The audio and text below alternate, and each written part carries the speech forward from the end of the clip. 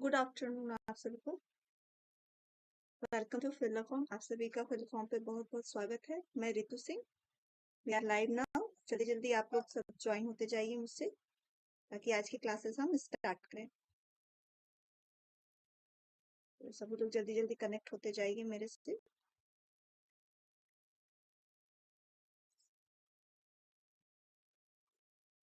और जो लोग कनेक्ट होते जाएं वो अपना नाम चैट बॉक्स में डालते चलिएगा, ताकि मुझे पता चले कि कौन कौन से कनेक्ट हो रहे हैं। Good afternoon Yasmin, Shaheen.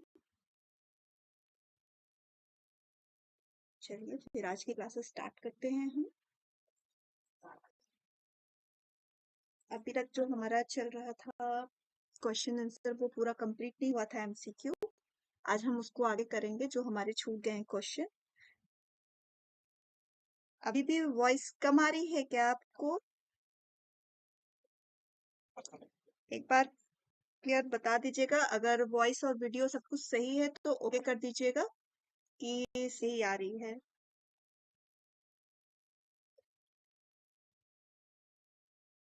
ठीक है, अभी वॉइस सही है क्या?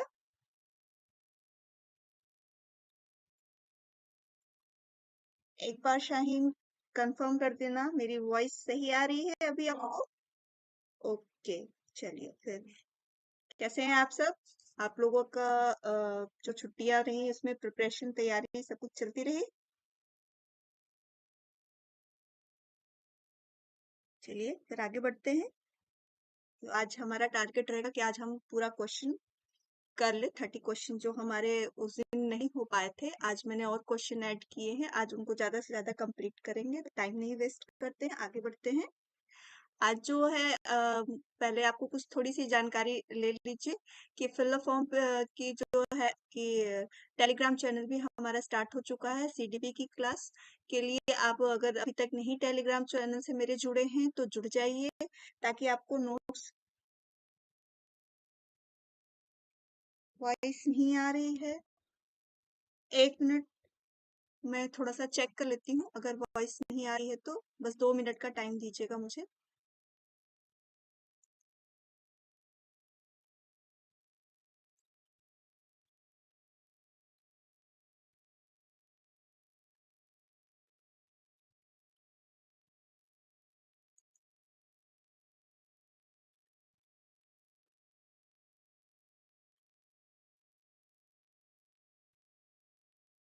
एक मिनट बस टाइम दीजिएगा। थोड़ा सा नेटवर्क इशू है, इसलिए हो सकता है वॉइस ना सही आ रही हो, क्योंकि यहाँ मौसम सही नहीं है।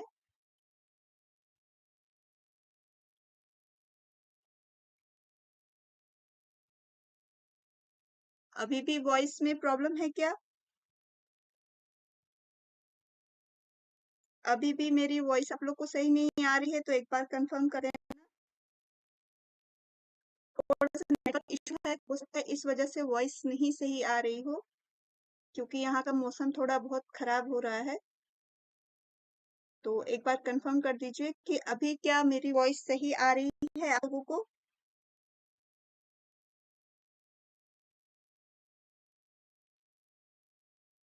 मे भी थोड़ा नेटवर्क इशू होने की वजह से वॉइस क्लियर नहीं आ रही होगी। नेटवर्क प्रॉब्लम दिखा रहा है। गुड आफ्टरनून संध्या। क्या मेरी वॉइस आप लोग को अभी भी क्लियर नहीं आ रही है? तो एक बार कंफर्म बता दीजिए कि वॉइस आ रही है क्लियर या नहीं।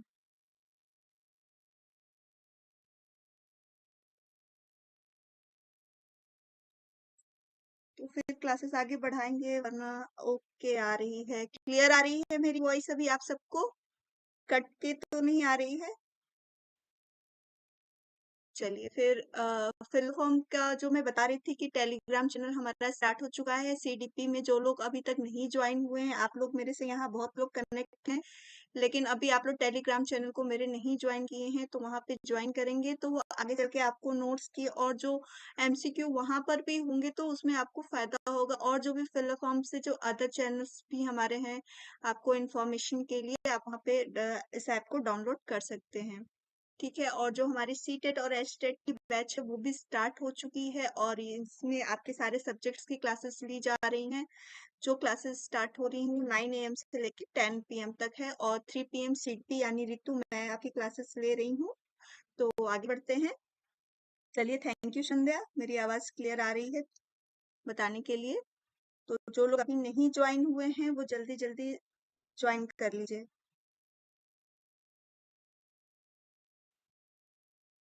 उर्दू, सॉरी यास्मीन, उर्दू का एक्चुअली मेरा उतना नहीं है, बट मैं सर से बात करूंगी।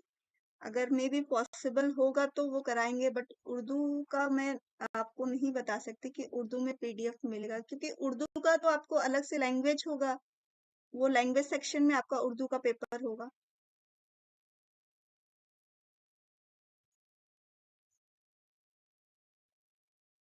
चलिए, और ये जो हमारी फर्स्ट और सेकंड पेपर दोनों के लिए क्लासेस चल रही हैं, और ये क्लासेस बिल्कुल फ्री हैं आपके लिए, यहाँ पे कोई आपको पैसे नहीं पे करने हैं। तो ज्यादा से ज्यादा आप इसमें ज्वाइन होइए और क्लासेस को लीजिए। और सीडीपी जो है ये आपके फर्स्ट पेपर और सेकंड पेपर दोनों में आते हैं, तो इसकी जो तैयारी होगी वो दोनों के लिए ही मैं करवा रही हूँ, इसमें कोई डाउट नहीं रखिएगा कि फर्स्ट पेपर के लिए अलग है, सेकंड पेपर के लिए सीडीपी अलग है।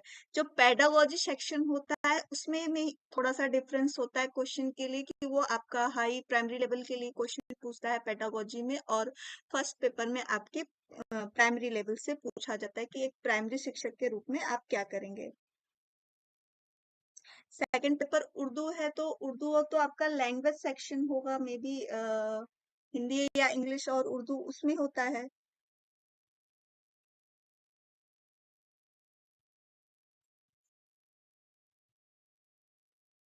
ये जो आपका लैंग्वेज सेक्शन उर्दू होगा तो फिर वो पेपर उर्दू में आपको करना पड़ेगा।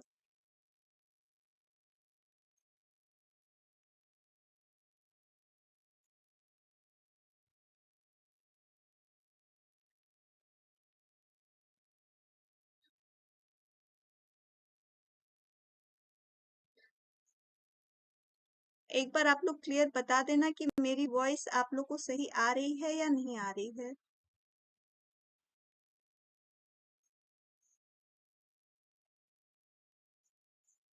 तो स्टार्ट करते हैं आज का क्वेश्चन हम।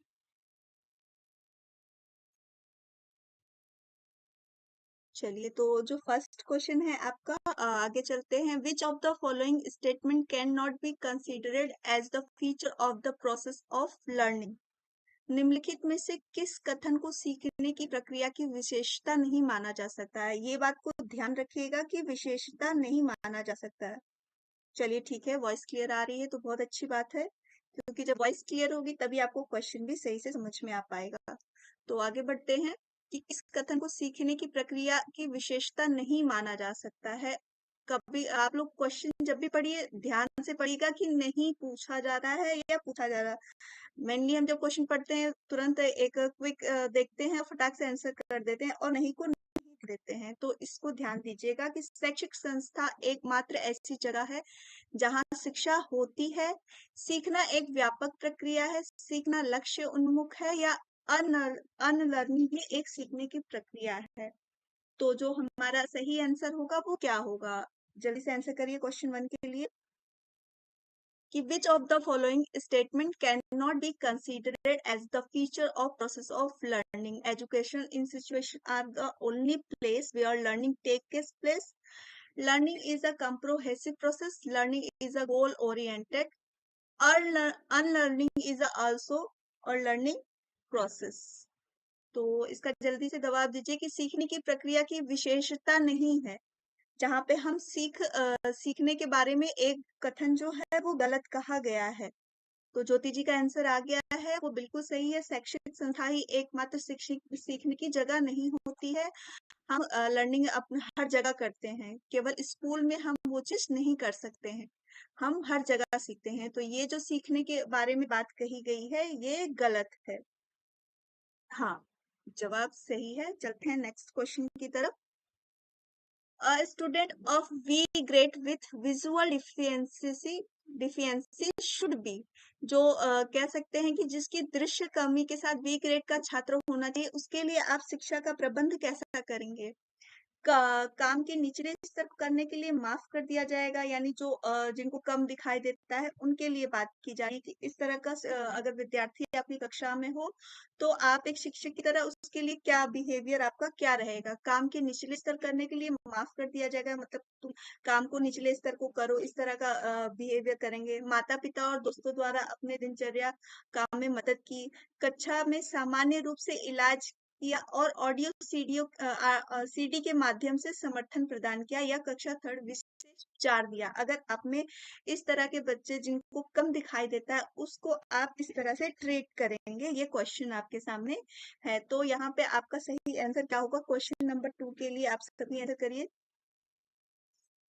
आज थोड़ा जल्दी करेंगे क्योंकि आज और भी क्वेश्चन मैंने सोचा कि आज आपको पूरे 30 क्वेश्चन करा दूं, तो इसलिए आप जल्दी आंसर करिए। क्वेश्चन नंबर 2 के लिए, a student of B grade with visual deficiency should be, क्या होना चाहिए?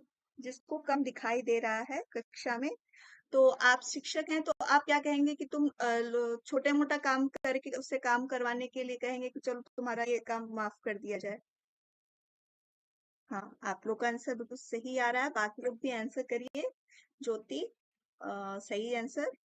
शाइन, यास्मीन, हाँ, सभी का आंसर सही है, बिल्कुल सही कि हम कक्षा में सामान्य इलाज के रूप से सीडी, यानी जिनको कम दिखाई और वो सुनाई देता है उसको हम अपने जो टीचिंग एड्स होते हैं उसके माध्यम से वो चीजें करा सकते हैं। ठीक है, ऑडियो के माध्यम से उसको चीजें हम क्लियर करा सकते हैं क्योंकि उनको दिखाई कम दे रहा है। ठीक है, तो जो आंसर आपका सी है वो सही है। नेक्स्ट क्वेश्चन की तरफ चलते हैं। Which of the following should be considered the most important quality of a teacher at the primary level? ये क्या होता है, जब ऐसे ही पेडागोजी सेक्शन में फर्स्ट पेपर और सेकंड पेपर के लिए ऐसे ही डिवाइड कर दिया जाता है कि प्राइमरी लेवल पे हैं तो आप क्या करेंगे, और जब आप हायर में जाएंगे 6 to 8 के लिए पढ़ाएंगे तो फिर आप क्या करेंगे। थोड़ी सी टेक्निक्स अलग हो जाती हैं, तो यही पेडागोजी सेक्शन में अंतर होता है फर्स्ट पेपर और सेकंड पेपर के लिए। तो जो हमारा क्वेश्चन है, निम्नलिखित में से किसे प्राथमिक स्तर पर शिक्षक का सबसे महत्वपूर्ण गुण माना जाना चाहिए? सीखने की उत्सुकता होनी चाहिए, धैर्य और दृढ़ता होनी चाहिए, विषयों के शिक्षण और ज्ञान के तरीकों में क्षमता, या उच्च मानकीकृत भाषा को पढ़ाने की क्षमता होनी चाहिए। क्वेश्चन नंबर 3 का आंसर करिए आप सभी कि प्राथमिक स्तर के जो शिक्षक की है उसके अंदर एक गुण जो होना चाहिए वो क्या होना चाहिए मेन? साहिन का आंसर आ रहा है ए, और कोई आंसर देगा? क्वेश्चन नंबर 3 का, कि निम्नलिखित में से किसे प्राथमिक स्तर पर शिक्षक का सबसे महत्वपूर्ण गुण माना जाना चाहिए? अगर आप प्राइमरी लेवल पर एक टीचर हैं तो सीखने की उत्सुकता तो बच्चे में होगी ना। सीखने के लिए बच्चा जितना उत्सुक होगा तो टीचर उसको देख के उत्सुक हो जाएगा, मेरा जो स्टूडेंट है वो कितना ज्यादा पढ़ना चाह रहा है, क्या करना चाह रहा है। तो ये सब चीजें होती हैं। फिर बात करें विषयों के शिक्षण का ज्ञान और तरीके की क्षमता, ये सब तो बातें बिल्कुल ठीक है, लेकिन जब अगर आप प्राइमरी लेवल पे एक शिक्षक में जा रहे हैं तो प्राइमरी लेवल के जो बच्चे होते हैं वो बहुत ही, कह सकते हैं, एक बिल्कुल अलग फील्ड से आते हैं, अपने परिवार से घर में आते हैं। वो नए नए चीजों को सीखते हैं, जानते हैं, क्लास काफी नॉइजी होती है, हर चीज होती है। तो हम यहाँ पर जो आंसर करेंगे वो करेंगे नंबर बी। ठीक है ना, धैर्य और दृढ़ता होनी चाहिए, क्योंकि छोटे बच्चों को संभालने के लिए सबसे पहले पेशेंस होना चाहिए एक शिक्षक के अंदर, कि जितना वो पेशेंस रखेगा, जितनी ही दृढ़ता से क्लास को अपने कंट्रोल कर सकेगा, उतना ही अच्छा वो शिक्षा दे सकेगा। तो यहाँ पे आप लोग आंसर सी और डी कर रहे थे, ये आंसर नहीं होगा। एक प्राइमरी लेवल की इसीलिए बात की गई कि प्राइमरी जो आपके कक्षा 1 से और 5 तक के जो बच्चे आते हैं उनके लिए बात की गई कि उस समय जो शिक्षक में एक क्वालिटी देखी जाती है उनमें धैर्य और दृढ़ता होनी चाहिए। छोटे बच्चे बहुत नॉइजी होते हैं, उनको संभालना, हर चीज का पेशेंस, आपने भी अपने घरों में छोटे बच्चों को पढ़ाया होगा तो छोटे बच्चों पे हमें पढ़ाते पढ़ाते बहुत जल्दी गुस्सा आ जाता है, हर चीजों को देख के जल्दी समझ नहीं पाते हैं। तो सबसे ज्यादा जरूरी क्या हो जाता है हमारे लिए कि अपने पेशेंस को बनाए रखना छोटे बच्चों को पढ़ाने के लिए। ठीक है, तो यहाँ पे जो आंसर हमारा सही होगा वो बी होगा, जो यास्मीन ने दिया है, सही है जवाब। चलिए फिर आगे बढ़ते हैं क्वेश्चन नंबर 4 की तरफ। यहाँ पे 47 हो गया है, तो इसको नहीं ध्यान दीजिएगा, आगे बढ़ते हैं। The stage in which a child begins to think logical about object and events is known as.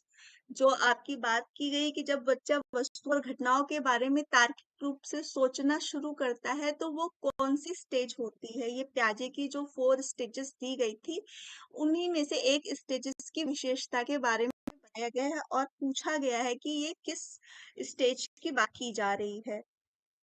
तो अभी जो मैंने प्रीवियस आपको क्वेश्चन कराए थे उसमें बताए थे, और 4 स्टेजेस में इन्होंने अलग अलग विशेषताएं बताई हैं। इन विशेषताओं को ध्यान रखना बहुत जरूरी है, और इनके जो आपके टाइम डिवाइड किए थे उन्होंने एज को, उसको ध्यान में रखें, क्योंकि क्वेश्चन हमेशा हमारे वहीं से उठते हैं।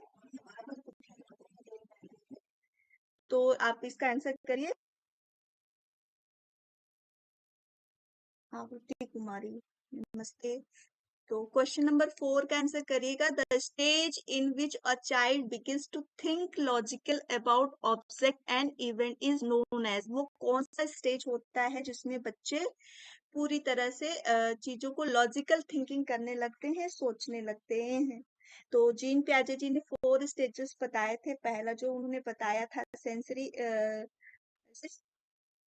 4 का सी आप सब दे रहे हैं, थोड़ा सा दिमाग लगाइएगा। जो फर्स्ट में उन्होंने बोला, जो 0 to 2 year sensory motor stage जो होती है, उसमें बच्चे अपने जो इंद्रिय गामक यानी देख के, छू के, इन सब चीजों से किसी चीज पे रिएक्ट करते हैं, जानते हैं, वस्तुएं जो उनके सामने दिखती हैं उनके बारे में ही रिस्पॉन्स करते हैं, और जो चीजें उनके बारे में नहीं दिखती हैं उनको वो चीज इमेज नहीं करते हैं।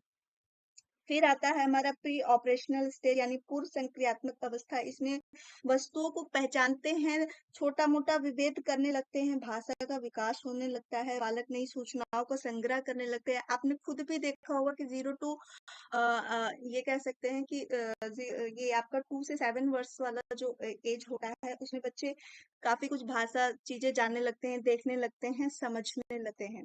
फिर इनका जो इन्होंने दिया था मूर्त संक्रियात्मक अवस्था यानी कॉन्क्रीट ऑपरेशनल स्टेज। इस अवस्था में क्या होता है, वस्तुओं को जानने लगते हैं, विभेद करने लगते हैं, वर्गीकरण करने लगते हैं, एक कैटेगरी को, कलर्स को एक तरफ छाड़ना, ट्रायंगल शेप को पहचानना, ये सब चीजों को क्या करते हैं, जानने लगते हैं। संरक्षण कह सकते हैं, इनको कंजर्वेशन आ जाता है, विभेद करना आ जाता है। ये आपका मूर्त संक्रियात्मक, तार्किक रूप से किसी चीजों के बारे में सोचने लगते हैं, शुरू हो जाता है उनका चिंतन करना।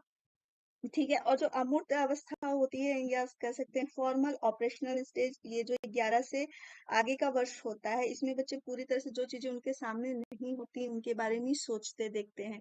तो जहां भी तार्किक चिंतन की बात करते हो, वो हमेशा हमारा क्या होता है, कॉन्क्रीट ऑपरेशनल स्टेज की बात हो रही है, यानी कि मूर्त संक्रियात्मक अवस्था। तो आप लोगों ने आंसर नहीं सही किया है। डी किसने बोला है? हाँ, सही है। थैंक यू अग्नि। तो जो साहिन ने आंसर किया वो सही किया कि जब भी तार्किक सोचने की बात आती हो, वहां पे वस्तु और घटनाओं के बारे में तार्किक रूप से सोच रहे हैं, यानी कि वो लॉजिकल थिंकिंग लगा रहे हैं। जो ये वाला एज होता है 7 से 11 वर्ष, बच्चे अच्छी तरीके से वस्तुओं को देखना, गणना करना, कंजर्वेशन करना, विभेद करना, वर्गीकरण करना, ये सब सीख जाते हैं बहुत अच्छी तरीके से। तो जो हमारा आंसर होगा वो होगा डी, यानी कि कॉन्क्रीट ऑपरेशनल स्टेज, मूर्त संक्रियात्मक अवस्था। ठीक है, रोहित का भी जवाब सही है। तो सी नहीं होगा इसका। प्री ऑपरेशनल स्टेज में क्या होता है, बच्चे देखने लगते हैं, काउंटिंग, छोटी मोटी गणना, ये सब करते हैं, बट वो कंजर्वेशन का जो उनका संरक्षण या विभेदीकरण ये डेवलप नहीं होता है, ये जाके मूर्त संक्रियात्मक अवस्था में जाके ये पूरा डेवलप होता है। चलिए नेक्स्ट क्वेश्चन की तरफ बढ़ते हैं। ठीक है, the insight theory of learning is prompt by. किसके द्वारा इनसाइट थ्योरी दी अभी जो मेरा लास्ट सेशन खत्म हुआ था, जो मैंने आपको पढ़ाया था क्लासेस में, मैंने इसी टॉपिक को पढ़ा के खत्म किया था। उसके बाद क्वेश्चन आंसर शुरू किया था। तो सीखने की अंतर्दृष्टि सिद्धांत किसके द्वारा बढ़ावा दिया गया? आंसर करिए आप सभी लोग इसका, जल्दी आंसर करिए। क्वेश्चन नंबर 4 का, कि सीखने के अंतर्दृष्टि सिद्धांत को किसके द्वारा बढ़ाया जाता है?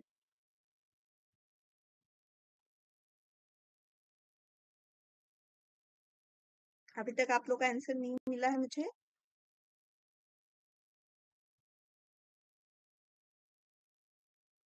गेस्टॉल्ट शब्द जो आया था हमारा, कहाँ से आया था? इसको मेन रूप से मैक्स वर्थाइमर जी और कोलर कोफका जी ने गेस्टॉल्ट शब्द को विकसित किया था। गेस्टॉल्ट का अर्थ होता है किसी भी वस्तु को पूर्ण रूप में देखना, यानी आधे अधूरे रूप में नहीं देखना। ठीक है, तो ये जो हमारा आया था सिद्धांत, अंतर्दृष्टि का सिद्धांत, वो गेस्टॉल्ट वर्ड से आया था। यानी जब हम किसी चीज का परसेप्शन यानी प्रत्यक्षीकरण करते हैं, तो उसको पूर्ण रूप में करते हैं। यानी जैसे हम किसी गाड़ी को देखा, तो हमने किसी उसके एक पार्ट को देख के नहीं बोला कि पहिया है, वो है, मैंने हमने उसका प्रत्यक्षीकरण जो किया, पूर्ण रूप में एक गाड़ी के रूप में किया। यही गेस्टॉल्ट वर्ड थ्योरी करती है कि हम किसी चीज को जब परसेप्शन करते हैं, किसी चीज को देखते हैं, तो उसके पूर्ण रूप को देखते हैं, ना कि आधे अधूरे रूप को।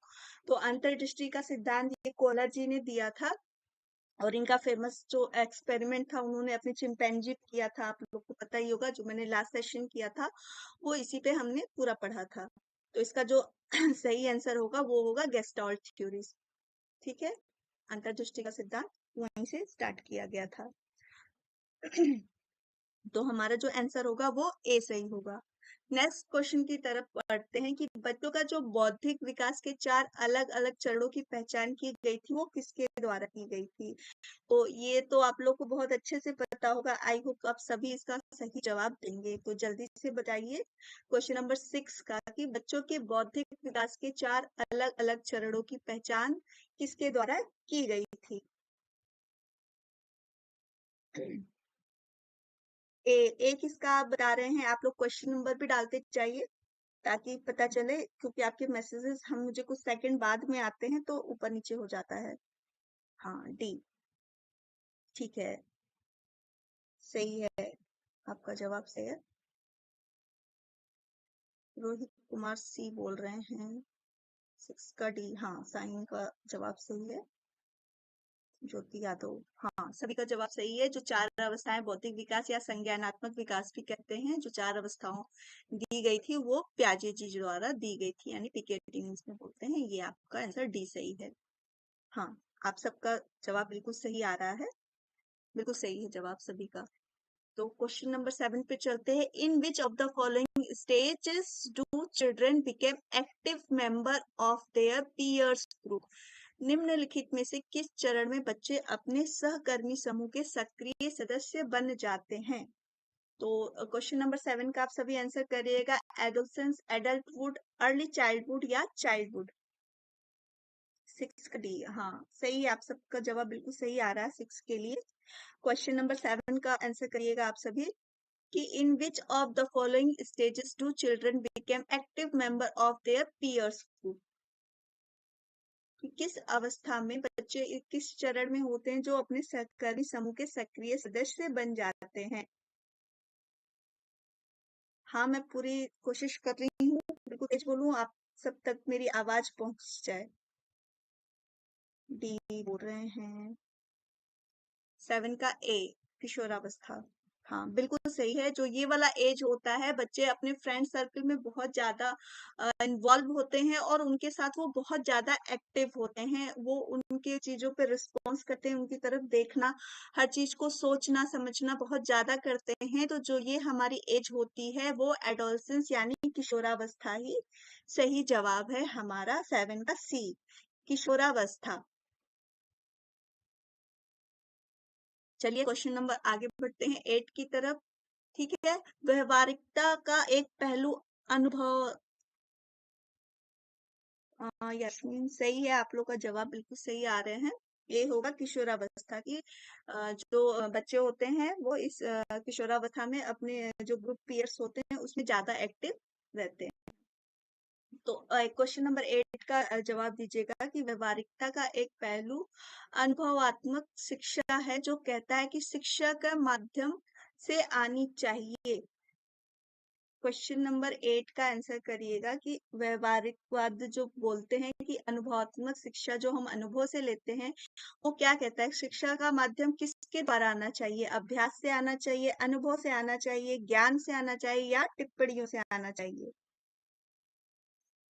तो जो भी व्यवहारिकवाद होते हैं वो अभ्यास को नहीं, अनुभव यानी जो भी हम अपने वातावरण से जो भी एक्सपीरियंस ले रहे हैं, जो हम देख रहे हैं उसको हम सीख रहे हैं और उसको अपने व्यवहार में ला रहे हैं, जो कि यहाँ पे आपके क्वेश्चन में पहले ही आपको ये बोल दिया गया है एक्सपेरिमेंटल लर्निंग, यानी कि अनुभव से जो हम सीख रहे हैं, तो जो बात होगी वो अनुभव की ही बात होगी कि हम अपने अनुभव जो भी हमारा अनुभव रहा है, हम उसके द्वारा नई चीजों को सीखते जानते हैं। जो शिक्षा का माध्यम होना चाहिए वो हमारा अनुभव होना चाहिए, यानी कि बी अनुभव होना चाहिए। हाँ, आपका आंसर सही आ रहा है माही। हाँ, शाहीन, सबके आंसर सही है, बी है। 8 का बी है रश्मि, 8 का सी नहीं होगा, बी होगा, ज्ञान नहीं। शिक्षा का जो माध्यम हमारे अनुभव के द्वारा जो हम सीखते हैं वो ही हमारे व्यवहार में परिवर्तन लाते हैं। क्वेश्चन नंबर 9 की तरफ चलते हैं हम कि व्यवहारिक शिक्षा के विचार का अर्थ है कि शिक्षा पर लागू होना चाहिए। शिक्षा जो हमारी होनी चाहिए वो कहाँ पर लागू होना चाहिए? समाज में, अभ्यास में, वास्तविक संसार में या अमूर्त ज्ञान में?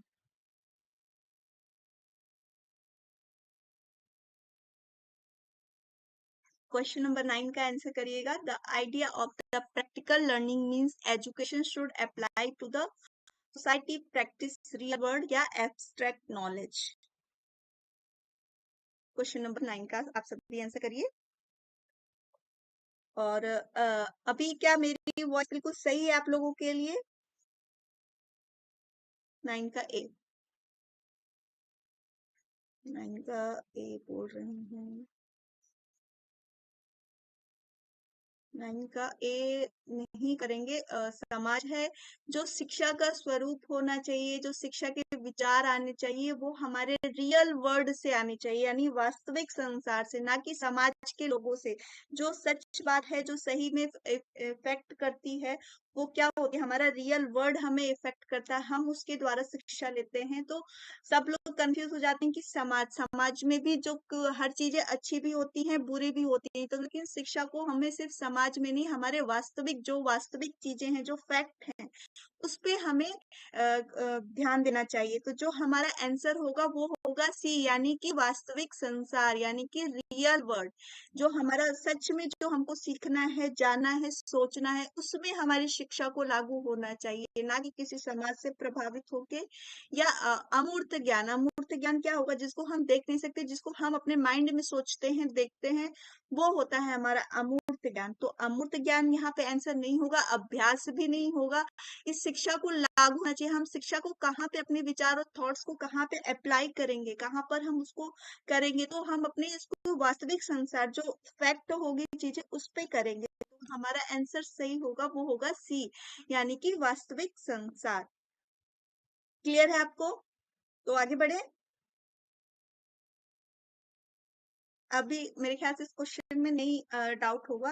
क्वेश्चन को एक बार पढ़िए और समझेंगे तो फिर आपके आंसर अपने आप से सही आने लगेंगे। उसको आपको याद करने की बिल्कुल जरूरत नहीं पड़ेगी। क्यों? इसने दिया व्यवहारिक शिक्षा, जो हम अपने प्रैक्टिकल चीजों को करते हैं, विचार को, अर्थ को, शिक्षा को लागू करते हैं, वो हमें कहाँ लागू करना है? उसके वास्तविकता को देखते हुए उसको लागू करना है, अपने वास्तविक संसार में उसको लागू करना है। ठीक है। तो माही ने जो आंसर किया सी, वो सही है, इन्होंने ही सही आंसर दिया है। तो 10 नंबर पे चलते हैं हम कि शैक्षिक दर्शन में व्यवहारिकता की अवधारणा कहती है कि शिक्षा के बारे में होनी चाहिए। जो हमारे व्यवहारिकवाद हैं, जो एजुकेशन के बारे में एक कॉन्सेप्ट लेकर चलते हैं, वो क्या बोलते हैं कि शिक्षा क्या होनी चाहिए? पुण्य होनी चाहिए, आज्ञाकारिता होनी चाहिए, जीवन और विकास होना चाहिए, या अच्छे नागरिकों को आकार देना होना चाहिए। यानी शिक्षा का जो स्वरूप है वो क्या होना चाहिए व्यवहारिकता के दृष्टिकोण से? तो शैक्षिक दर्शन में व्यवहारिकता की अवधारणा कहती है शिक्षा डैश के बारे में होनी चाहिए, क्या होनी चाहिए? पूरी होनी चाहिए, आज्ञाकारिता होनी चाहिए, जीवन और विकास होना चाहिए, अच्छे नागरिकों को आकार देना होना चाहिए।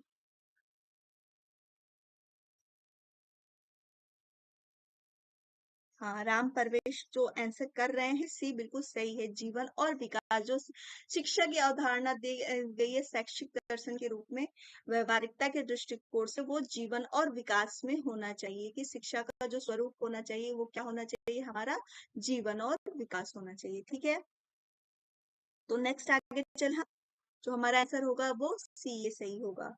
डी नहीं होगा रोहित। ये जो हमारा आंसर होगा वो होगा जीवन और विकास, लाइफ एंड ग्रोथ। जो शिक्षा की अवधारणा है वो हमारे जीवन से रिलेट होती है और उसी का विकास करना ही हमारा आंसर होता है। तो सी होगा उसका आंसर हमारा। हाँ, बिल्कुल सही है, आप सभी का सही आ रहा है। 10 के लिए सी बिल्कुल सही है। चलिए नेक्स्ट बढ़ते हैं हम। ठीक है, वर्ल्ड फॉर शिक्षा दृष्टिकोण, जो वर्ल्ड फॉर है उसकी एक शिक्षा दृष्टिकोण थी कि जो शिक्षा होती है वो कहाँ से स्टार्ट होती है, संतुलित विकास पे जोर करता है। सिर और दिल, हृदय और हाथ, सिर और हाथ या सिर दिल और हाथ। क्वेश्चन नंबर 11 का करिएगा आंसर कि वर्ल्डोर्फ जो थे शिक्षा का दृष्टिकोण जो अप्रोच दिया उन्होंने किस पर ज्यादा बल दिया, सिर और दिल पर, हृदय और हाथ पर, सिर और हाथ या सिर दिल और हाथ।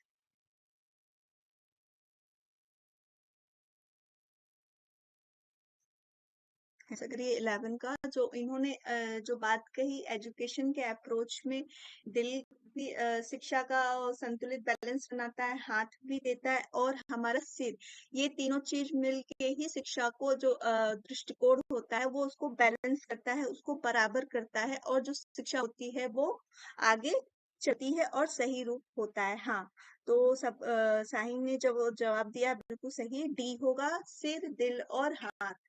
ठीक है, हेड हार्ट और हैंड यानी ट्रिपल एच जो होगा वो होगा हमारा आंसर डी, 11 का डी। हाँ, 11 का डी। आप माई, हाँ नहीं, सी नहीं होगा, इसका जो आंसर होगा वो 3H याद रखिएगा, हेड हार्ट एंड हैंड। इसका जो सही आंसर होगा वो होगा डी। चलिए फिर आगे बढ़ते हैं। Which one of the following is measured by continuous comprehensive evaluation. ठीक है, निम्नलिखित में से कौन सा निरंतर व्यापक मूल्यांकन द्वारा मापा जाता है? मैंने इसका 2 सेशन लिया था, क्लास बहुत अच्छे से पढ़ाया था कि निरंतर और व्यापक मूल्यांकन जो किया जाता है वो क्या मापता है? समग्र विकास, सृजनात्मकता का विकास, अनुभव का विकास या भिन्न सोच का विकास। क्वेश्चन नंबर 12 के लिए आप लोग आंसर करिएगा कि निम्नलिखित में से कौन सा निरंतर व्यापक मूल्यांकन द्वारा मापा जाता है? जो हमारा असेसमेंट है, जो हमारा एवोल्यूशन है, वो क्या होता है, कॉन्टिन्यूअस प्रोसेस में चलता है। ये स्टार्टिंग से लेकर पूरी पढ़ाई के एंड तक करते हैं। तो उसमें जो हम बच्चों का मूल्यांकन करते हैं वो क्या करते हैं, उसका समग्र विकास का मूल्यांकन करते हैं या सृजनात्मकता का विकास करते हैं, अनुभव का विकास करते हैं या भिन्न सोच का विकास करते हैं? सभी का आंसर बी आ रहा है। जो इसका आंसर होगा, जो सतत और व्यापक मूल्यांकन की बात कही गई कि निरंतर तो चल रहा है, कॉन्टिन्यूअस प्रोसेस हमारा चल रहा है, लेकिन व्यापक, जहाँ पे व्यापक शब्द आता है वहां पे बच्चे के किसी एक विकास की बात नहीं होती है, उसके समग्र विकास की बात होती है। यानी वो क्लासरूम में कैसी एक्टिविटीज करता है और जो क्लासरूम के बाहर भी हमारी को करते हैं, को करिकुलम जो चलाते हैं उसमें उसका विकास कैसा है। तो व्यापक में जब शब्द जुड़ेगा तो उसके समग्र विकास से जुड़ेगा कि बच्चे का हर एक क्षेत्र में विकास कैसा है। तो जो निरंतर और व्यापक मूल्यांकन किया जाता है वो बच्चे का सर्वांगीण विकास को देखते हुए किया जाता है, ना कि उसकी केवल एक सृजनात्मक विकास या अनुभव के विकास को करेंगे। इसका जो हमारा आंसर होगा वो होगा ए, यानी कि समग्र विकास। उसका होल बोलेंगे, होल डेवलपमेंट कैसा है बच्चे का, वो पूरा हम मेजर करते हैं निरंतर और व्यापक मूल्यांकन में। जहाँ पे व्यापक शब्द जुड़ा हो, वहां पे हमेशा बच्चे के समग्र विकास की बात की जा रही है कि उसका अपने करिकुलम, जो पाठ्यक्रम क्लासरूम में जो लर्निंग हो रही है, और जो क्लासरूम से अदर भी एक्टिविटीज, हम क्लास में बहुत सारे एक्टिविटीज कराते हैं, प्रोजेक्ट वर्क कराते हैं और कंपटीशन कराते हैं, हर एक क्षेत्र का उसका मूल्यांकन किया जाता है। तो जो हमारा आंसर होगा वो ए होगा, समग्र विकास। ठीक है, तो निरंतर और व्यापक मूल्यांकन हमेशा बच्चे के सर्वांगीण विकास पर ध्यान देता है। चलिए क्वेश्चन नंबर 13 पे पहुंचते हैं। Which one of the following is not the element of mystery learning? निम्नलिखित में से कौन सा स्वामित्व सीखने का तत्व नहीं है? ठीक है, इसको ध्यान दीजिएगा कि तत्व सीखने का नहीं है। वैकल्पिक पाठ्य पुस्तक का उपयोग, शिक्षण के वैकल्पिक तरीके, बाल केंद्रित शिक्षण गतिविधि या समूह शिक्षण। क्वेश्चन नंबर 13 के लिए आप लोग आंसर करिएगा कि निम्नलिखित में से कौन सा स्वामित्व सीखने का तत्व नहीं है, जिसको हम सीखने में यूज नहीं कर सकते, जिसके द्वारा हम बच्चे की लर्निंग नहीं करा रहे हैं, वो कौन सा एक तत्व इन चारों में से नहीं है? वैकल्पिक पाठ्य पुस्तक यानी use of alternate text book, alternate methods of teaching, child centred learning activities यानी और ग्रुप एक्टिविटीज। तो कौन सा इसमें एक सीखने का तत्व नहीं है? रोहित का आंसर आ रहा है डी। और कोई भी आंसर करते जाओ। और मेरा सेशन अच्छा लगे तो आप लोग लाइक भी करते जाना। आपका लाइक मिलता है तो मुझे भी लगता है कि मैं क्लासेस में और कुछ अच्छा पढ़ाऊं और कुछ अच्छा लाऊं। आप लोग के लिए तरीके सोचती हूँ कि और कितने अच्छे तरीके से मैं आपको क्वेश्चन आंसर समझा सकूं। इसका जो होगा तो कि वैकल्पिक पाठ्य पुस्तक हम अल्टरनेटिव बुक्स का यूजेस करते हैं। अगर हम टीचिंग की बात करते हैं तो पर्टिकुलर कभी एक किताब से कोई भी ज्ञान नहीं सक्सेस होता है। ये आप लोग भी बहुत अच्छी तरीके से जानते हैं कि अगर हम पढ़ते हैं तो केवल एक किताब से कोई चीज हमें मिल जाए ये जरूरी नहीं है। हम उसके लिए डिफरेंट बुक्स यूज करते हैं, तो ये सीखने का तत्व नहीं है, ये हम नहीं कहेंगे। शिक्षण के वैकल्पिक तरीके यानी एक टीचर डिफरेंट मेथड से बच्चों को पढ़ा रहा है, एक क्लास में हर तरह के बच्चे आ रहे हैं, तो उनके लिए हम सीखने के अलग अलग कौशल स्किल्स यूज कर रहे हैं। आप लोग ही कितने लोग हैं इसमें, कई लोग कई तरीकों से समझते, कोई लोग एक्सप्लेनेशन से समझ जाते हैं, कोई एक उदाहरण से समझ जाते हैं। तो हर चीज के लिए मैं हर तरीके से बताती हूँ।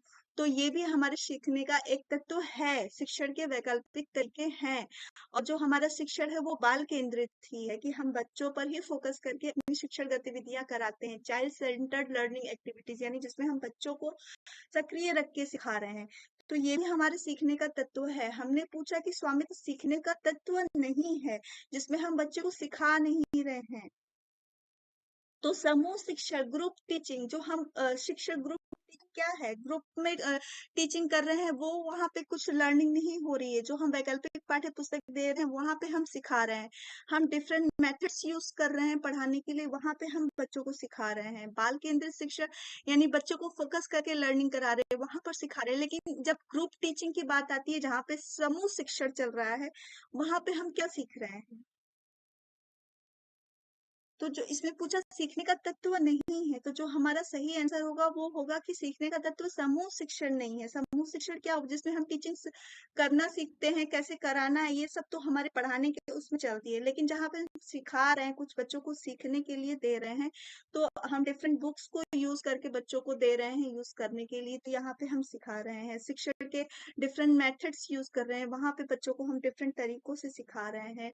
बच्चे को केंद्रित करके बच्चे को लर्निंग एक्टिविटीज में फोकस करके सिखा रहे हैं, वहां पे सिखा रहे हैं। लेकिन यहाँ पे ग्रुप टीचिंग की बात आती है, वहां पे हम बच्चों को सिखा नहीं रहे हैं। तो हमारा जो सही आंसर होगा वो डी होगा, समूह शिक्षण सीखने का स्वामित्व नहीं है, जहाँ पे हम बच्चे को लर्निंग नहीं करा रहे हैं। ठीक है, क्लियर है मेरी बात आप लोगों को? यहाँ तक क्लियर हो रही है? ओके भी करते जाइए, ये क्लियर हो गया हो तो फिर आगे बढ़ते हैं। ठीक है, एक शिक्षक के रूप में जो दृढ़ता, से लेव वाइगोट्स्की ने सामाजिक रचनावादी सिद्धांत में विश्वास करते हैं। आप अपने छात्र का आकलन करने के लिए निम्नलिखित में से कौन सी विधियों को पसंद करेंगे? यानी वाइगोट्स्की जी की नजर में अगर आप उस शिक्षा का मूल्यांकन करना चाह रहे हैं तो वो किस तरह से करेंगे? सहयोगी परियोजना, मानकीकृत परीक्षण, तथ्य आधारित रिकॉल प्रश्न या वस्तुनिष्ठ बहुकल्पीय प्रश्न प्रकार के प्रश्न। ठीक है, समझ में आ रहा है? ठीक है, क्वेश्चन नंबर 14 का आंसर भी करते जाइए आप लोग। चलिए, आप सबको बहुत अच्छे से क्लियर हो रहा है।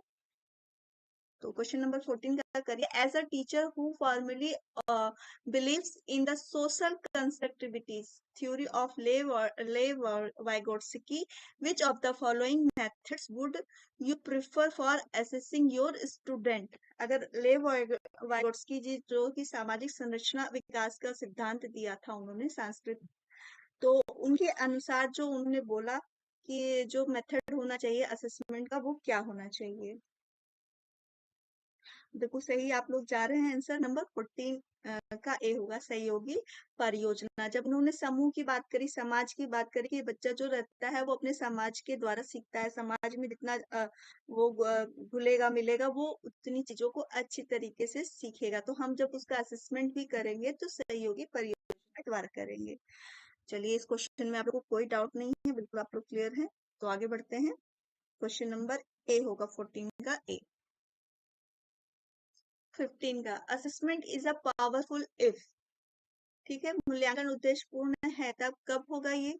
यह छात्रों के बीच भय और तनाव पैदा करे। ठीक है, यह छात्रों के साथ साथ शिक्षकों के लिए प्रतिक्रिया के रूप में कार्य करता है। यह वर्ष के अंत में केवल एक बार किया जाता है। तुलनात्मक मूल्यांकन छात्रों की उपलब्धियों के बीच अंतर करने के लिए किए जाते हैं। जो हम असेसमेंट करते हैं स्कूल में, वो उसका क्या उद्देश्य होता है, हम किस उद्देश्य के लिए ये करते हैं? मैंने असेसमेंट का पूरा एक चैप्टर पढ़ाया था आप लोगों को। तो जल्दी मेरा सेशन अभी पिछले महीने में ही खत्म हुआ है, तो जल्दी आंसर करिए आप लोग 15 का। असेसमेंट पावरफुल कब होगा? जब छात्रों में भय और तनाव की स्थिति पैदा करेंगे, या छात्रों के साथ साथ शिक्षक के लिए प्रतिक्रिया के रूप में कार्य करता है, या वर्ष के अंत में केवल एक बार किया जाए। तुलनात्मक मूल्यांकन छात्रों की उपलब्धियों के बीच में अंतर करने के लिए किया जाता है। 15 का बी। 15 का ए कौन दे रहा है? प्रश्न आंसर सही है, राम प्रवेश सही है। बिल्कुल सही आप लोग जा रहे हैं। आंसर नंबर बी होगा कि असेसमेंट क्या होता है? असेसमेंट जब हम पढ़ाने के दौरान बच्चों का असेसमेंट करते हैं, यानी कि जो भी चैप्टर हम पढ़ा रहे हैं उसमें हम तुरंत क्वेश्चन आंसर कई तरीकों से पूछते हैं, बच्चों का असेसमेंट करते हैं कि कहाँ तक बच्चों को समझ में आ गया, और जो नहीं समझ में आया तो फिर हम अपने टीचिंग स्किल्स को चेंज किया या फिर कुछ दूसरे मेथड से बच्चों को पढ़ाया और उसके बारे में जाना। तो हमें पता चल गया कि कहाँ पे बच्चे नहीं समझ पा रहे हैं या क्या तरीका है जो हम उनको नहीं समझा पा रहे हैं। यानी टीचर और शिक्षक जो हमारा छात्र और शिक्षक है दोनों का असेसमेंट हो रहा है, तो यह होगा, यह छात्रों के साथ साथ शिक्षकों के लिए प्रतिक्रिया के रूप में कार्य करता है, यानी फीडबैक लेता है। हम बच्चों का भी फीडबैक लेते हैं और बच्चों द्वारा अपना भी फीडबैक पता चल जाता है कि हमने इस टॉपिक को कहाँ तक अच्छे से समझा लिया, या बच्चों को क्या नहीं समझ में आया, तो हमने अपना स्किल्स चेंज किया और फिर से उसको अप्लाई किया और बच्चों को कॉन्सेप्ट को समझाने की पूरी कोशिश की।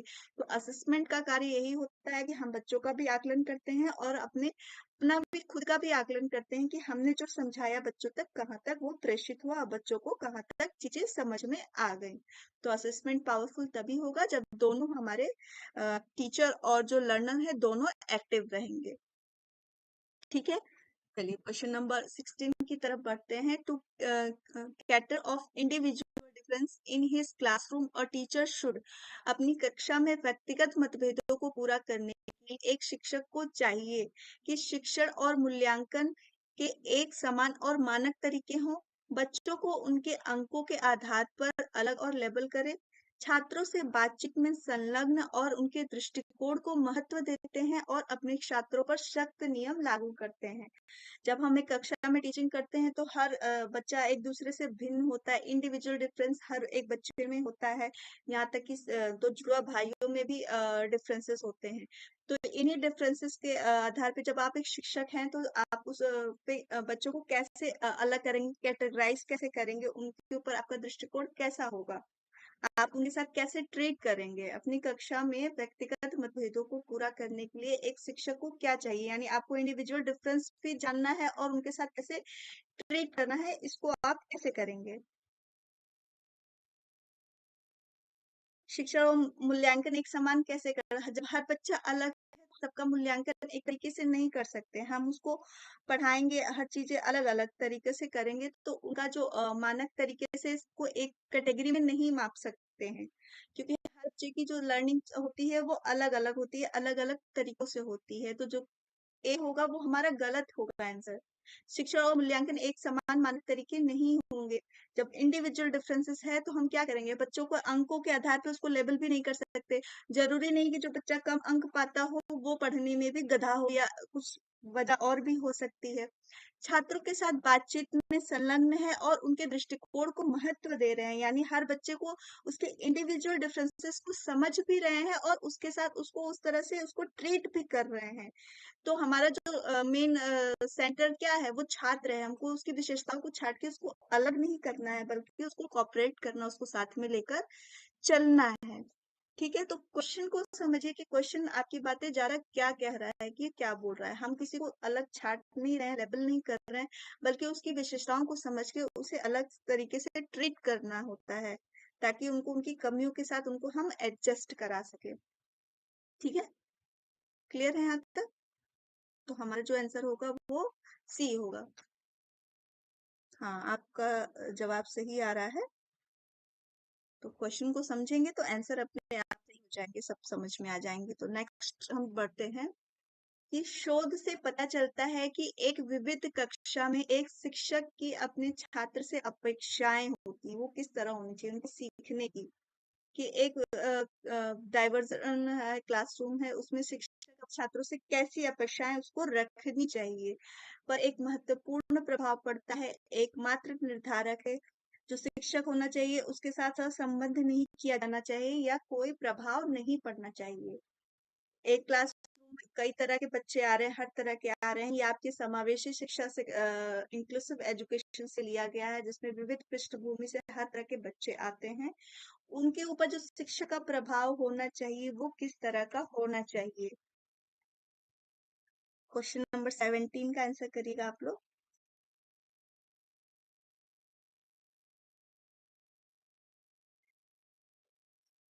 17 का आंसर करिए कि research suggest that the diverse classroom a teacher's expectations from her student dash their learning.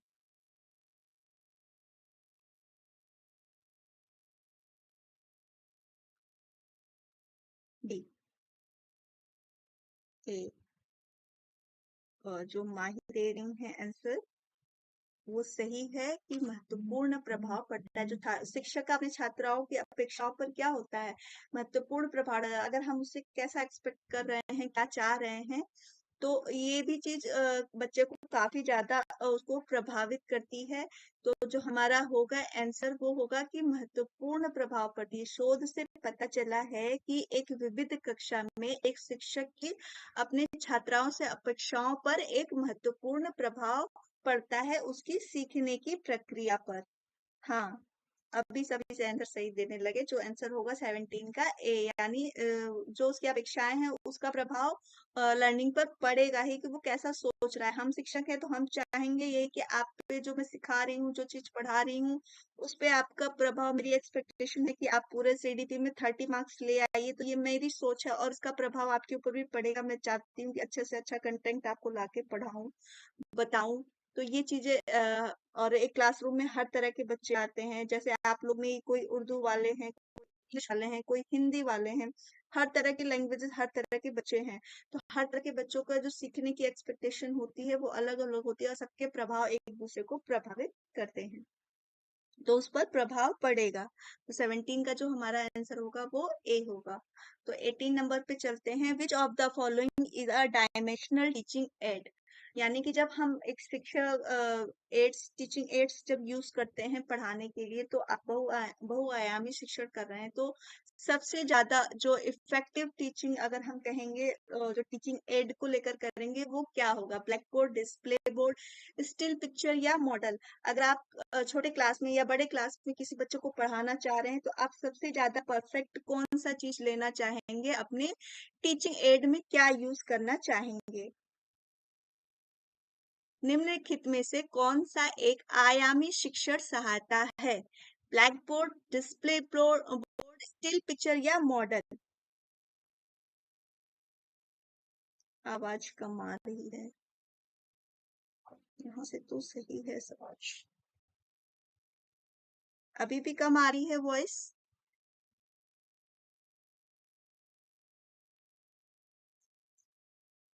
सी।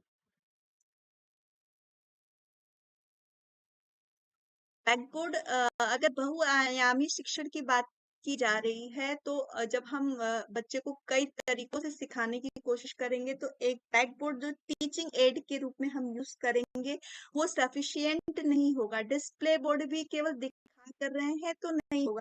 जो सबसे इफेक्टिव चीज होगी अगर हम किसी बच्चे को पढ़ाना चाह रहे हैं, वो मॉडल के थ्रू अगर हम बच्चे को टीचिंग एड में यूज करते हैं।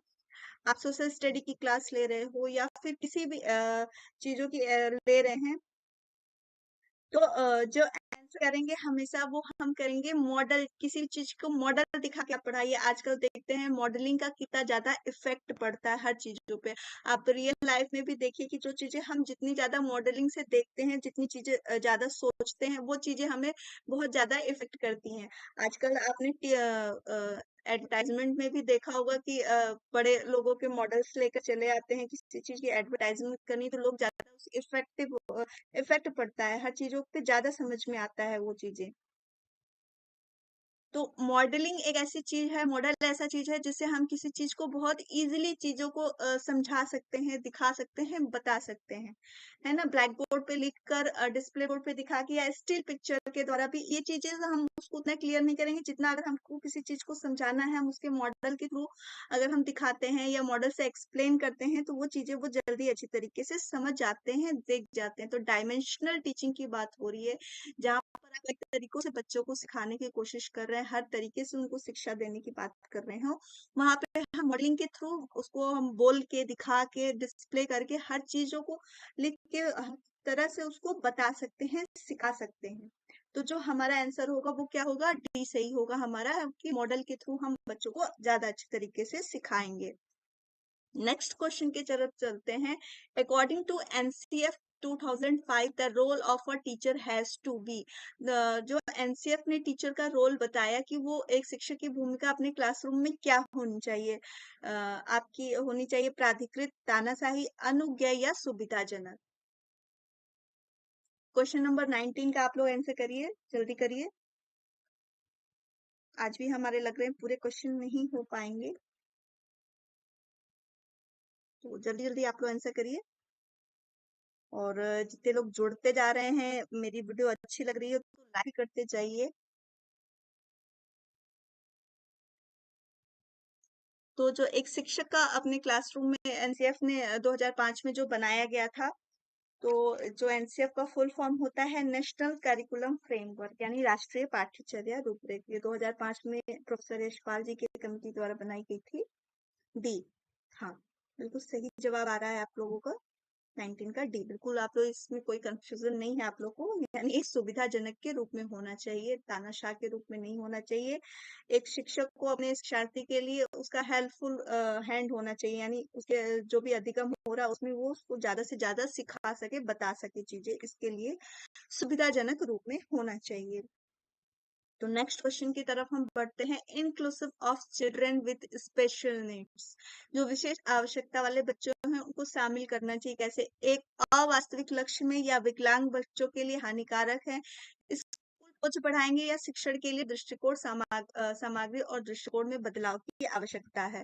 क्वेश्चन नंबर 20 का आप लोग आंसर करिए। क्वेश्चन नंबर 20 भी डालते जाइएगा ताकि मुझे पता चलता रहे कि आप लोग सही आंसर कर रहे हैं। 19 का डी है, बिल्कुल सही आप लोग का आ रहा है। रश्मि, संगीता शर्मा, डी।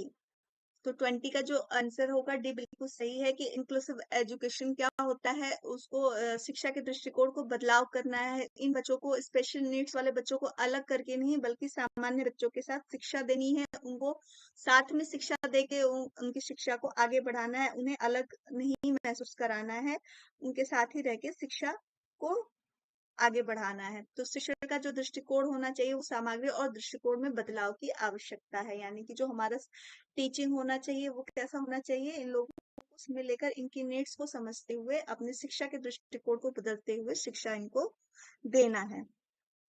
हाँ, 20 का डी बिल्कुल सही आ रहा है आप लोग का आंसर, 20 का डी होगा। तो यहाँ तक का आप लोग को क्वेश्चन कैसा लगा? सभी सही थे क्वेश्चन आप लोगों के लिए? मतलब आप लोग के पैटर्न से मैंने जो पढ़ा है अभी तक, मैंने जितने क्लासेस लिए हैं उसके अकॉर्डिंग ही मैं क्वेश्चन लेकर चल रही हूँ। और अभी आप लोग इतने ज्यादा लोग मेरे से जुड़े हैं, ये लोग मेरे क्वेश्चन आंसरिंग के दौरान ही सभी लोग जुड़े हुए हैं। तो जो लोग क्लासेस नहीं देखे हैं वो आप पुरानी वीडियोस में भी देख सकते हैं। और आप लोगों से एक क्वेश्चन है कि अभी ये क्वेश्चन आंसर एमसीक्यू में चलाऊं या फिर मैं नए टॉपिक्स को स्टार्ट कर दूं आप लोग के लिए। अभी आप लोग के कुछ टॉपिक्स अभी बचे हुए हैं, उनको भी मुझे कंप्लीट कराना है। हाँ, रश्मि 20 का डी सही आ रहा है आपका।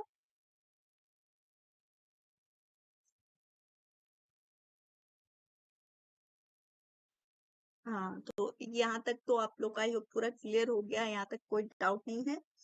तो जो नेक्स्ट मेरे अभी क्वेश्चन बचे रह गए हैं वो हो नहीं पाए हैं, वो मैं आपको कल करा दूंगी। और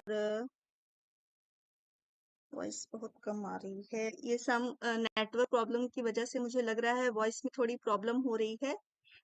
ठीक है ना, ये वॉइस जो मेरी कम हो रही है थोड़ी सी, यहाँ पे नेटवर्क प्रॉब्लम है, आज मौसम सही नहीं है। रोहित जी लिख रहे हैं न्यू। प्रीवियस क्वेश्चन अभी मेरे उस दिन के क्वेश्चन बचे हुए थे, आज मैंने नए क्वेश्चन इंक्लूड किए हैं।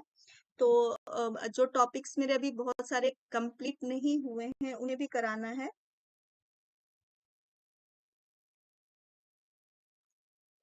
तो अभी ये एमसीक्यू राउंड और चलाऊं मैं या फिर नए टॉपिक से स्टार्ट करूं?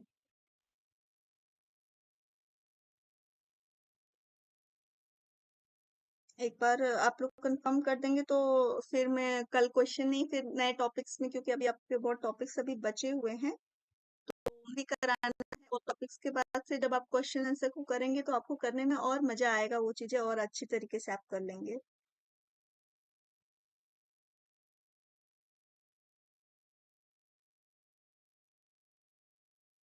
यस, मैं सीटेट और एचटेट दोनों के लिए पढ़ा रही हूँ। जो सीडीपी आपका ये सेक्शन है, ये आपके सभी टेट के लिए आते हैं। और सीडीपी में जो आपके कराए गए हैं ना, तो वो इसके लिए कंफ्यूज नहीं होइएगा। सीटेट में पेडागोजी सेक्शन आते हैं और बाकी अदर टेट में उतने पेडागोजी नहीं पूछे जाते। तो मैं दोनों को लेकर चला रही हूँ। लेवल फर्स्ट और लेवल सेकंड दोनों के लिए सीडीपी आपकी क्लासेस चल रही है, दोनों में कॉमन सीडीपी आती है। ठीक है, ये फर्स्ट के लिए भी है और जो सेकंड की तैयारी कर रहे हैं उनके लिए भी ये सीडीपी की क्लासेस हैं। आपके जो पेडागोजी सेक्शन में जो क्वेश्चन होंगे ना, उसमें ही थोड़े से आपके चेंजेस किए जाएंगे, और लेवल फर्स्ट और सेकंड में अगर आप दे रहे हैं ऐसा तो। ठीक है। और तो मैं पूरा सी टेट और जो लोग एच टेट की तैयारी कर रहे हैं या जो अदर टेट की भी तैयारी कर रहे हैं, सभी के लिए तैयारी के लिए मैं करा रही हूँ। और specially pedagogy section C TET में बहुत पूछे जाते हैं, इसलिए मैंने उसको भी इंक्लूड किया और साथ में लेकर चल रही हूँ, उसको भी साथ में बता रही हूँ। ठीक है, चलिए, तो बहुत अच्छी बात है, आप लोग को सब समझ में आ रहा है। और कल से मैं आप लोग को थोड़े क्वेश्चन कराने के बाद से आपको अदर टॉपिक्स भी कराऊंगी, ताकि आपके टॉपिक्स भी छूटे नहीं और वो भी टाइम से कंप्लीट हो जाए। हाँ, ये न्यू वाला ही है, इसमें कोई कंफ्यूज नहीं होइएगा। मैंने पूरा आपका सिलेबस देखने के बाद ही ये सब स्टार्ट किया है। ठीक है, चलिए, तो मेरी क्लास अगर अच्छी लग रही हो तो लाइक भी करते जाना, शेयर भी करना, और से ज्यादा लोग जुड़ेंगे तो और अच्छा लगेगा, पढ़ाने में और मजा आएगा, है ना। तो ज्यादा से ज्यादा लोग जुड़िए, शेयर करिए, लाइक करिए, और मेरी क्लास अच्छी लग रही हो, और जो भी आपको एक्स्ट्रा कुछ जानना है या पढ़ना, वो भी आप बताइए कि ये चीजें नहीं समझ में आई है, तो मैं उसके लिए भी आपको अलग से पीपीटी बना के ले आऊंगी, उस पर भी क्लियर कर दूंगी। ठीक है, जो भी आपको टॉपिक आपको स्पेशल पढ़ना है या चीजें आपको नहीं समझ में आई हैं सीडीपी से रिलेटेड, तो आप उससे क्वेश्चन कर सकते हैं, आप बता सकते हैं कि ये टॉपिक एक बार फिर से पढ़ाएं, क्योंकि मेरी लगभग 25 टॉपिक्स मैंने कंप्लीट करा दिए हैं। ठीक है, उसमें कोई अगर डाउट हो तो एक बार आप लोग क्लियर कर देना। ठीक है, तो आज के लिए बस इतना ही। और कैसे आपको क्लास ज्वाइन करना है पेपर फर्स्ट और सेकंड के लिए, ये दिया हुआ है, फिलअप फॉर्म को सब्सक्राइब करिए, आप प्लेलिस्ट में जाइए, जो हमारी पुरानी वीडियो होंगी उसको भी आप अच्छे तरीके से देख लेंगे। ठीक है, तो नोट्स की जिसकी क्यूरी है, नोट्स में आधे लगभग मेरे बन चुके हैं, आधे मैं बना रही हूँ। तो जितनी जल्दी मेरा सेशन कंप्लीट हो जाएगा, जहां से मैं एमसीक्यू राउंड शुरू करूंगी, सिर्फ एमसीक्यू जब हो गए आपके, तब फिर नोट्स भी आपको मिलने स्टार्ट हो जाएंगे। हाँ, बिल्कुल मिलेंगे, इसमें परेशान नहीं हुई, आपको पूरे क्वेश्चन के भी एमसीक्यू भी कराएंगे। इसके लिए आप टेलीग्राम मेरा सीडीपी का फिलअप फॉर्म ज्वाइन कर लीजिए, वहां पे आपको जितना मैंने एमसीक्यू कराया है सबके मैं आपको पीडीएफ बना के वहां पे सेंड कर दूंगी।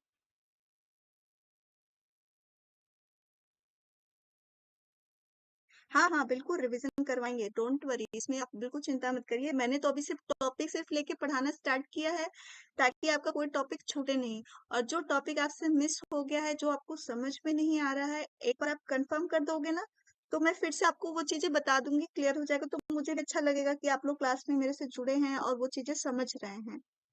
ठीक है, तो आज की क्लास यहीं पे समाप्त करते हैं, कल फिर मिलेंगे न्यू टॉपिक और न्यू क्वेश्चन के साथ। तब तक आप लोग अपना ध्यान रखिए और पढ़ाई अच्छे से करिए। ठीक है, okay, thank you for watching मी, और वीडियो को लाइक करना बिल्कुल मत भूलना। ओके।